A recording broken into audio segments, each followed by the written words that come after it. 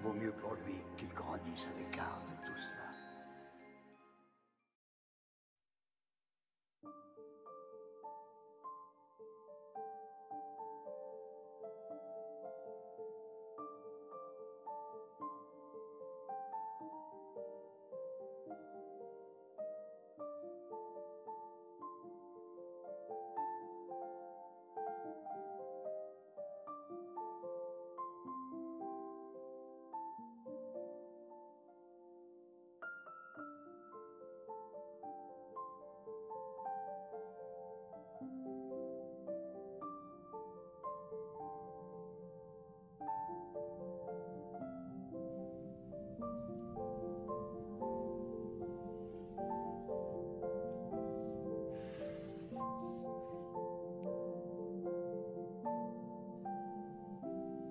Hello YouTube, j'espère que vous allez bien. On se retrouve aujourd'hui dans une nouvelle vidéo et je pense que vous l'aurez compris avec cette petite intro, on part sur un reading vlog. Il se trouve que les reading vlogs, c'est pas des vidéos que j'ai l'habitude de faire. J'ai essayé déjà depuis le début de ma chaîne de vous en tourner deux et j'ai abandonné les deux en route, tout simplement parce que j'oubliais de filmer pendant mes lectures, les plans que je faisais ne me plaisaient pas. Donc voilà, là j'essaye vraiment d'aller jusqu'au bout cette fois parce que je pense que ce livre en l'occurrence peut valoir le coup de voir un petit peu mes réactions tout au long de la lecture. Vous l'aurez vu, je ne fais pas dans l'originalité étant donné que le livre de ce reading vlog n'est autre que Fourth Wind, que l'on voit passer absolument de partout sur les réseaux sociaux et comme beaucoup j'ai clairement craqué avec la hype qu'on peut voir sur ce livre. Ce roman donc de Rebecca Yarros aux éditions Hugo Roman Romantessi est sorti il y a maintenant je crois un mois. Je l'ai vu vraiment beaucoup passer sur les réseaux et je me lance enfin. Je vous avoue une chose, j'ai attendu de me lancer d'avoir cette chose absolument splendide. Hop. Le livre déjà en lui-même est magnifique, je vais vous le montrer un petit peu mieux, mais je suis tombée sur ce magnifique marque-page et vraiment j'ai craqué dessus et je me suis dit que je ne pouvais pas commencer ma lecture tant que je n'avais pas mon marque-page. Il est arrivé ce matin donc on va enfin pouvoir se lancer. Un dragon sans cavalier est une tragédie. Un cavalier sans dragon est mort. Codex du dragonnier, article 1, section 1. Fourth Wing fera battre votre cœur du début à la fin. Des épreuves brutales, des dragons caractériels, des personnages complexes, une tension romantique palpitante, de la magie et de la guerre, une fantaisie comme vous n'en avez jamais lu auparavant. Et ça, c'est Jennifer L. Armentrout, l'autrice de la saga à succès Le sang et la cendre, qui nous offre ce petit commentaire sur ce roman. En premier lieu, je vous propose de déshabiller la bête, car pour ma part, je déteste lire avec les dust jackets. Je les abîme tout le temps. D'ailleurs, je crois que celle-ci est déjà un peu abîmée, donc on va vite l'enlever. Je vous l'avais présenté lors, je crois, de ma vidéo sur mes achats livresques, mais je vous remontre le roman du coup sans dust jacket. Il est presque encore plus beau. La dust jacket, elle, nous offre une magnifique illustration. C'est splendide, franchement je trouve que le travail éditorial de ce livre a vraiment été très bien réalisé. Plus qu'à espérer que l'histoire à l'intérieur vaille le coup. Le coût au sens propre et figuré, étant donné que ce livre m'a quand même coûté 30 €, j'espère bien en avoir pour mon argent. J'aimerais bien quand même vous montrer les illustrations qui sont à l'intérieur de ce roman qui sont magnifiques, mais je sais que certains préféreront avoir la surprise s'ils n'ont pas encore commencé le livre, donc ça va durer juste quelques secondes, vous pouvez swiper à dans quelques minutes.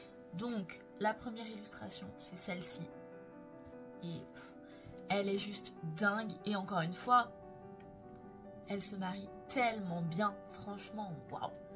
Donc voilà, j'aime beaucoup déjà, ça nous met carrément dans le bain. Et la deuxième illustration, c'est celle-ci. Pareil. Pareil, on est sur une beauté absolument monumentale. Et du coup, je vais vous lire le résumé de ce roman, étant donné que je ne l'ai quasiment pas lu. On va presque le découvrir ensemble. Rien ne prédestinait Violette Sorrengail à être une cavalière.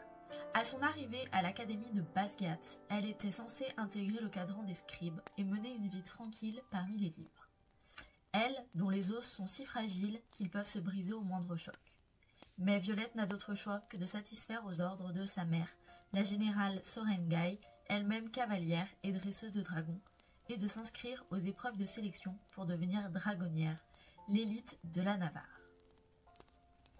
Pourtant, le simple fait d'envisager de participer à cette compétition lui paraît fou, car les dragons ne se lient pas aux humains fragiles, ils les brûlent. Mais Violette a beau être la candidate la moins forte physiquement, elle est rusée et rapide. Des qualités indispensables quand on évolue dans un monde sans foi ni loi, où les alliés peuvent vite devenir des ennemis. Violette va devoir penser à un plan solide, car cette aventure n'a que deux issues. Passer toutes les épreuves ou mourir. Ah franchement, ça a l'air trop cool. Donc clairement, je vous abandonne immédiatement pour commencer ma lecture et je vous ferai des petits updates au cours de celle-ci. Donc si suivre mon aventure dans ce roman vous intéresse, je vous laisse continuer cette vidéo. On y va. C'est parti!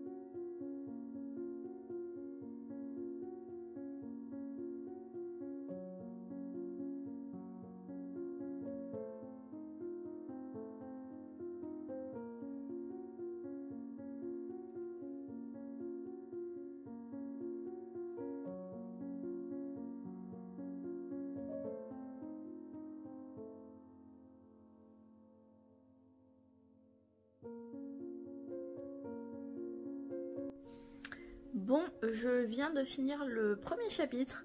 Premier chapitre qui, je trouve, nous met bien directement dans le bain, avec déjà un chapitre qui est très long et qui nous montre un panachage déjà de personnages qui vont être importants. Donc on a rencontré Violette, qu'on comprend tout de suite comme étant une jeune fille assez peureuse, assez fragile, surtout au niveau de la santé, ça on nous le dit bien. Et aussi on se rend tout de suite compte que c'est quelqu'un de profondément gentil, qui va dès le premier chapitre partager une de ses ressources avec une candidate pour éviter qu'elle potentiellement ne meure. Donc voilà, je trouve que déjà c'est un personnage que j'aime bien et auquel on peut facilement s'identifier, surtout quand on est des lecteurs. Donc je pense qu'on aurait tous choisi plutôt d'aller chez les scribes pour être au calme. Donc voilà, j'aime bien ce personnage. On rencontre aussi sur la fin du premier chapitre Xaden, qui est du coup le personnage principal de l'intrigue amoureuse. Et déjà Xaden, on sent que ça va pas être si simple, hein, comme histoire d'amour. Mais bon, on va continuer et on verra ce que ça donne.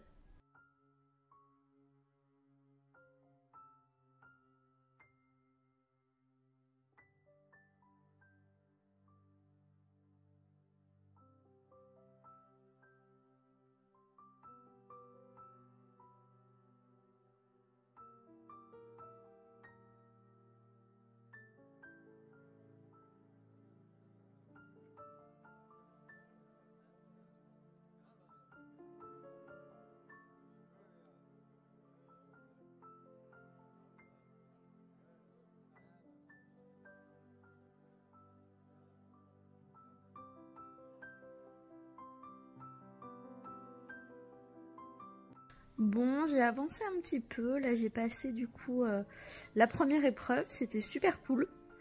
Encore une fois, hein, on est dans le bain direct.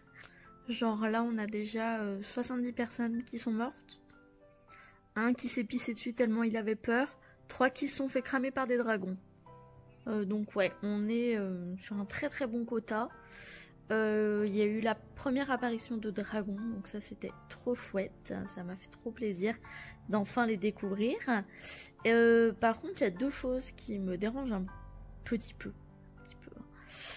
Déjà, c'est le comportement de Violette qui est parfois très ambivalent, si on peut dire ça comme ça, dans le sens où elle fait quand même petite nénette un peu mignonnette. Et quand elle revoit Dain, son meilleur ami d'enfance, je sais pas comment vous l'appelez, moi je l'appelle Dain, Dane, je l'appelle Dain, bah elle a des propos sexuellement parlant, bon qui sont très amusants, attention, moi ça m'a beaucoup fait rire, mais du coup qui détonnent vachement avec l'image que j'avais d'elle. Donc je pense qu'elle nous réserve quand même pas mal de surprises et ça va être super chouette. Et un autre détail là qui me dérange vraiment, c'est que pour une fois, on nous dépeint des personnages masculins qui ont de la barbe. Et ça, je trouve ça trop trop cool, parce que c'est quand même particulièrement rare dans la fantasy. Donc très cool, sauf que, regardez l'illustration que je vous ai montrée en début de vlog. L'illustration du coup de la fin du livre qui représente, je pense, Xaden. Il n'y a pas de barbe. Quand même dommage de dépeindre un personnage avec de la barbe, pour une fois, et de faire une illustration sans barbe. Bref, voilà, je continue tranquillement ma lecture.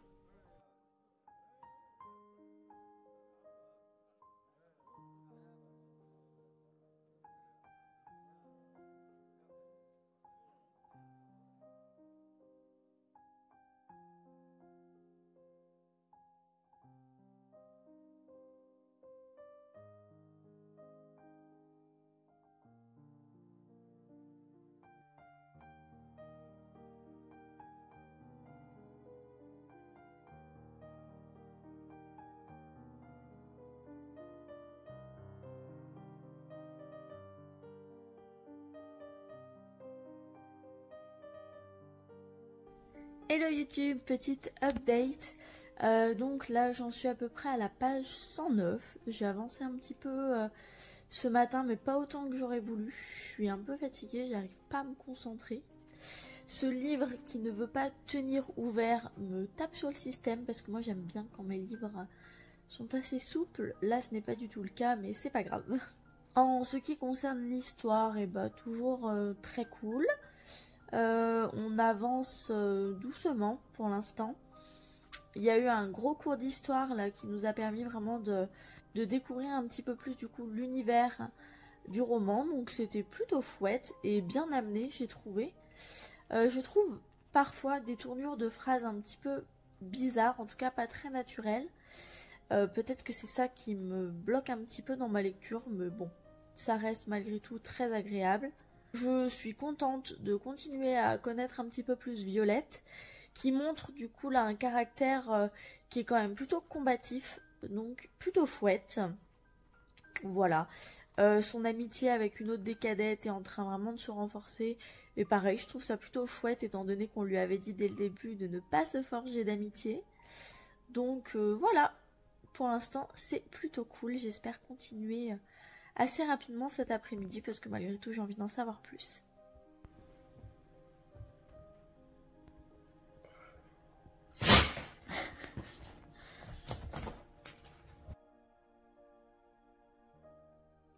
Cool, bonne ambiance.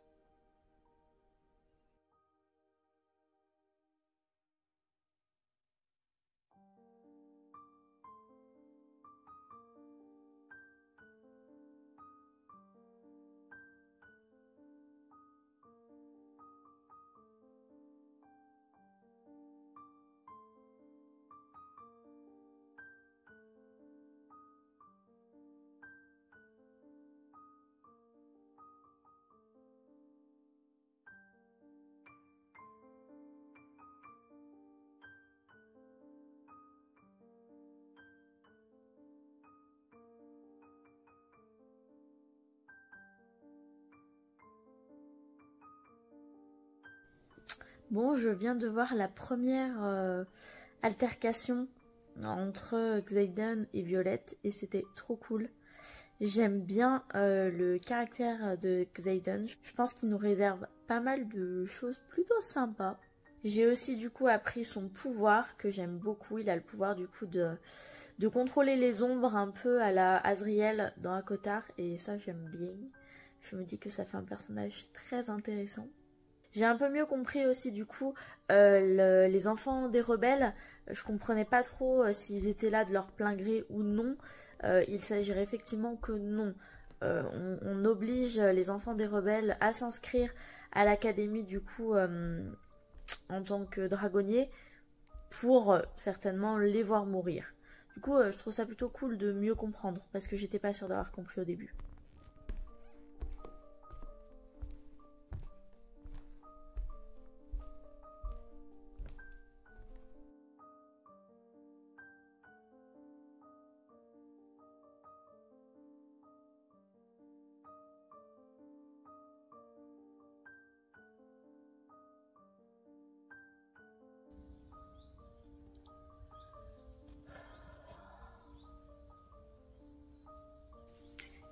Hello YouTube, j'espère que vous allez bien. On se retrouve aujourd'hui du coup pour mon 3e jour de lecture de Fourth Wing. C'est mon jour de congé aujourd'hui, donc je pense avoir un petit peu plus le temps de lire. Donc dans tous les cas, comme d'habitude, je vous fais mon petit résumé. Et je ne parle pas plus parce que là, j'ai mon petit déjeuner qui m'attend. Et j'ai pas envie que mes céréales soient tout mous.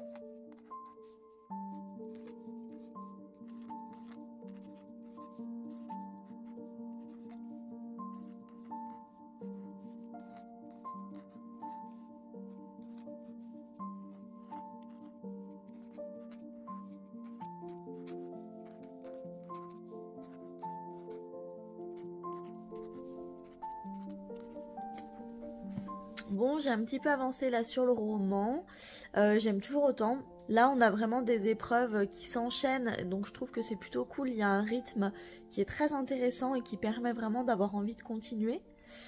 J'ai enfin revu les dragons, ce qui m'a valu quelques petites larmes parce que je suis très sensible et que ça m'a fait trop plaisir de voir le caractère en fait de Violette avec les dragons.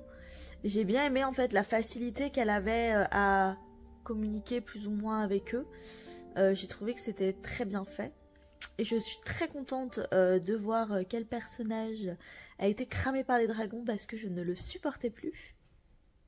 En parlant de personnages que je ne supporte plus, il y a Dain qui commence vraiment à me taper sur le système. Il fait vraiment très dominable, ce qui commence à m'agacer profondément. Si Violette a décidé qu'elle restait dans la faction des dragons, elle reste dans la faction des dragons. Ça serait bien qu'il arrête de vouloir l'envoyer chez les scribes, même si c'est pour la protéger. Elle a pris une décision, c'est une grande fille, on la laisse tranquille. Donc ouais, non, il commence à m'agacer un petit peu, à essayer de tout décider pour elle. Ça me gave. A contrario, très contente des moments où on peut voir Xaden avec Violette, encore mieux. J'aime beaucoup son caractère et je pense vraiment qu'il a plein de choses à nous apprendre très intéressantes. Donc voilà, je continue ma lecture avec la petite demoiselle ici présente et puis je vous fais des updates réguliers. Ah oui, et j'y pense, j'ai trouvé ça plutôt cool. On a eu l'intervention d'un personnage non binaire qui a été faite de façon vraiment très simple, sans chichi, etc. Et donc voilà, j'ai trouvé ça plutôt chouette qu'on n'en fasse pas tout un pataquès autour, mais que ce type de personnage soit dans le roman. Ah bah je viens juste de réouvrir le roman pour continuer ma lecture. Je pense qu'on arrive au jour de battage. Donc c'est le jour en fait où les dragons vont choisir de se lier ou non à un cadet, donc potentiellement à Violette. Et je sais pas si ça vous fait ça, mais quand je vais lire un moment vraiment très important dans un roman, j'ai besoin d'être un peu, je sais pas comment dire, au top quoi. J'ai besoin d'être un peu sapée, de me sentir bien, de pas être comme ça, la tête dans le cul, d'être bien dans ma maison, que ma maison elle soit propre, que je puisse vraiment me concentrer à 100% dans mon livre, sans interruption, sans me dire oh là là j'ai pas fait mon ménage, oh là là j'ai pas joué avec les chiens. Bref, vous l'aurez compris, je ne reprends pas ma lecture tout de suite, je vais m'occuper de tout ce que j'ai à faire et ensuite je me cale et je lâche plus mon roman.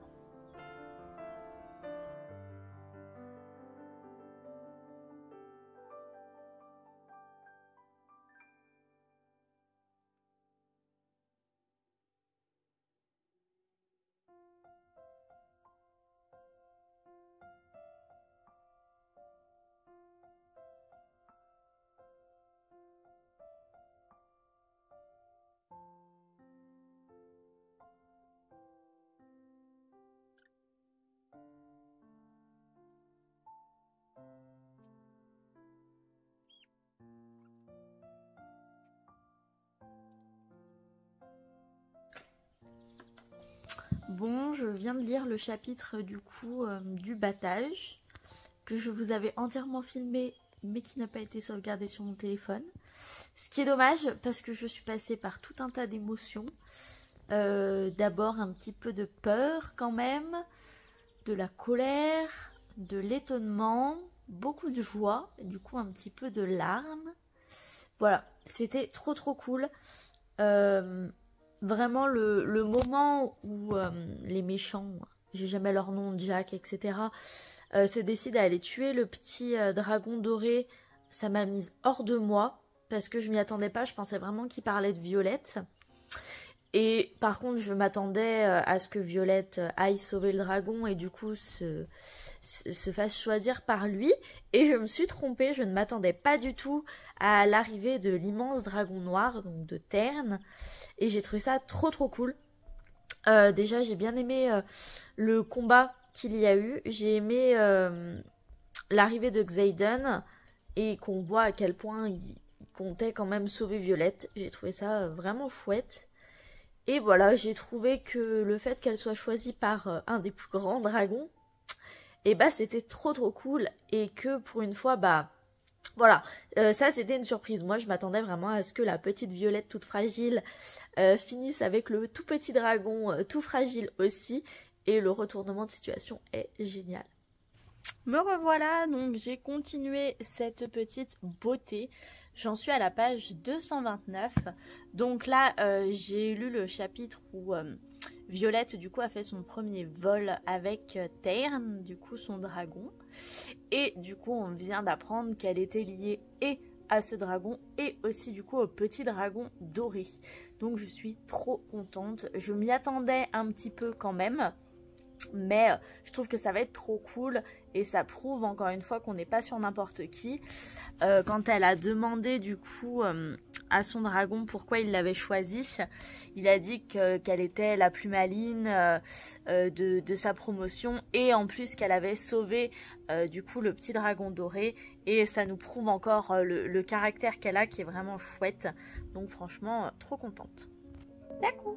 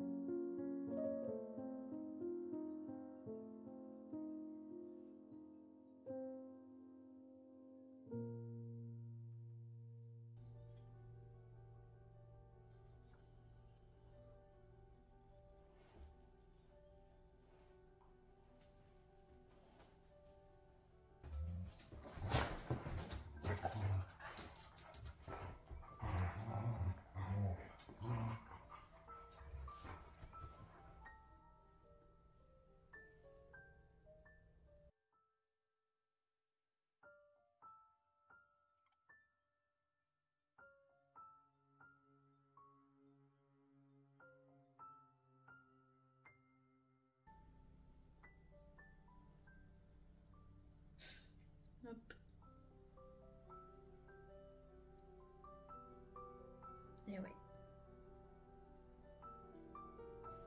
Bon, je pense que depuis le battage, je suis fan du livre. Je comprends vraiment la hype qu'il y a autour de ce roman parce que Violette, c'est un personnage auquel on s'attache vraiment très très vite. Les dragons, je pense que c'est des créatures qu'on aime tous beaucoup, ce qui apporte forcément un gros plus au livre. Le dragon du coup Terne est un dragon qui est assez amusant. J'aime bien son caractère un peu ronchon et pourtant qui a l'air déjà si lié au personnage de Violette. Le fait du coup que Violette soit maintenant liée aussi via ses dragons au personnage de Xaden, ça apporte vraiment un plus, un côté très colocation forcée, je trouve, que du coup j'aime bien, parce que là ils ont plus le choix que de devoir se soutenir s'ils veulent pas mourir l'un l'autre. Et donc ça apporte vraiment une autre vibe au livre que j'adore. Donc là ça y est, je suis vraiment dans le mood où j'ai rien envie de faire d'autre que de lire le livre. J'ai trop envie d'avancer, j'ai trop envie de voir la relation qui va se créer avec tous les autres personnages parce que maintenant, certes, Violette est encore plus une cible car tout le monde aimerait gagner sa place pour pouvoir se lier potentiellement avec 2 dragons. Mais aussi, elle devient une nouvelle alliée pour tous les personnages qui sont alliés à Xaden. Et ça, du coup, je trouve que c'est très intéressant. Et ça va nous apporter du coup de nouvelles relations en perspective. Et donc ça, c'est trop trop cool. Donc vraiment, ouais, là, je suis trop au taquet. Et à la fois, je prends le temps, vous le voyez, hein, là, le vlog dure un petit peu. Mais parce que je prends le temps de lire le roman, parce que je sais qu'il sera vite arrêté. Et qu'à mon avis, je serai très très triste quand il sera arrêté. Et je ne sais pas quand le tome 2, du coup, Iron Flamme, il me semble. Je ne sais pas exactement quand est-ce qu'il est prévu en France. À mon avis, pas tout de suite, vu qu'on vient à peine d'avoir là le tome 1. Donc, voilà, j'essaye de prendre un peu mon temps quand même. Je pense à un truc. Déjà, il faut que j'arrête de prendre ma caméra à la fin des chapitres. Parce qu'il se passe plein de trucs en un chapitre dont j'ai envie de vous parler et j'oublie. Donc bon, là j'y pense. On est quand même du coup sur la collection Romantasy et pour l'instant je suis quand même à 265 pages et je ne trouve pas que la romance ait une place si importante dans ce livre. Donc attention, hein, c'est pas une critique. A contrario, moi j'aime bien que la romance ne prenne pas toute la place, mais du coup je trouve un peu ça étonnant de le mettre en Romantasy. Du coup je sais pas, vous en pensez quoi vous? Bon bah voilà, par exemple là je vous reprends 3 secondes après. Je viens d'apercevoir un personnage qui est, je pense en tout cas muet, parce qu'elle parle en langue des signes, et encore une fois, c'est amené de façon hyper naturelle, hyper clean, vraiment, bravo à l'autrice, c'est impeccable. Il y a aussi quand même beaucoup d'humour dans ce roman, et un humour franchement qui est très très bon, en tout cas moi qui me fait beaucoup rire. Genre vraiment le personnage qui apprend à... Parce que avec leur dragon, ils ont des sceaux, il me semble que ça s'appelle, et du coup ça leur permet d'avoir un pouvoir. Et donc là le personnage, son pouvoir c'est de manier les métaux. Et donc tout le monde lui dit waouh, trop bien ton pouvoir et tout par rapport forcément au combat à l'épée. Et il répond: tu ne serais pas aussi enthousiaste si ça signifiait que tu n'es jamais sûr que ta fourchette ne va pas se planter dans ton palais parce que tu ne sais pas encore contrôler le truc. Bah je suis désolée, moi ça me fait mourir de rire. Alors j'avoue par contre, il y a un truc pour lequel je galère un petit peu. C'est les personnages qui sont quand même assez nombreux. Là sur une page, j'ai Queen, j'ai Xaden, j'ai Ridoc, j'ai Sawyer, j'ai Imogen, j'ai Rhiannon, j'ai les professeurs, donc j'ai Car, j'ai Ashton, j'ai Jack, j'ai Glynn, j'ai Terne, ça fait beaucoup. Ça fait vraiment, vraiment beaucoup. Et moi qui ai une mémoire de poisson rouge, je me demande si je vais pas me faire un petit papier avec les noms barrés. Au pire, ceux qui meurent, c'est pas grave. Mais là, il y en a quand même beaucoup. Je suis un peu paumée et j'ai du mal à me remémorer qui c'est. Allez, je vous fais une petite vidéo histoire de finir la première partie de ce vlog. Je suis désolée, je pensais vraiment pouvoir vous faire un vlog complet en une fois, mais en fait de 1, je lis beaucoup trop doucement. Donc là, ça veut dire que la vidéo sortirait pas avant, mon avis, 2-3 semaines. Et je trouve ça dommage. Et surtout, j'ai beaucoup trop de choses à dire sur ce roman. Comme à chaque fois, je m'étends beaucoup trop quand je parle. Et du coup, le vlog est beaucoup trop long. Donc pour vous éviter un vlog qui réellement va durer au moins 1 heure, voire 1h30 à mon avis, à avoir la deuxième partie, je préfère couper maintenant et continuer ma lecture tranquillement et vous faire du coup une seconde partie pour la semaine prochaine. En tout cas, vous l'aurez compris, j'en suis là du coup... J'en suis à une bonne moitié quand même de roman. Et franchement, c'est un plaisir. J'adore ce livre et vraiment, je suis à fond dedans. Je comprends parfaitement la hype qu'il y a autour. J'ai même pas encore fini le tome 1 que j'attends le tome 2 avec la plus grande des impatiences. Parce qu'on a vraiment tout ce qu'il faut dans un roman. On a de l'aventure, on a des dragons, on a de la romance, on a des amitiés, on a de la magie. Donc franchement, on n'a qu'une envie, c'est d'en savoir toujours plus. Je suis très contente pour l'instant de l'écriture. Donc comme je vous ai dit, il y a des moments où il y a des tournures de phrases que j'ai un peu de mal à comprendre. On dirait presque qu'il y a un bug dans les répliques. Mais bon, ça n'arrive pas beaucoup, j'ai dû avoir 3 moments où ça me l'a fait dans le roman, donc c'est pas catastrophique, bien que ça soit un peu gênant.